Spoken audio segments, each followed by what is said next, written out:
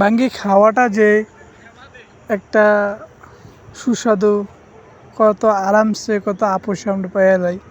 যে কোনো ফল এটা করতে, লালন পালন করতে যে একটা পরিশ্রম, কষ্ট, এটা আপনাদেরকে বোঝানো যাবে না। আমি আজকে 4-5টা দিন আমার কোনো হুঁশ নেই, আমার তো এরকম লাগে। ভাঙ্গি গাছ ভরে গেছে, ভাঙ্গি গাছগুলো অনেক ভরে গেছে, ফুল বেড়ে আইসা করতেছে, কিছু করতে পারতেছি না।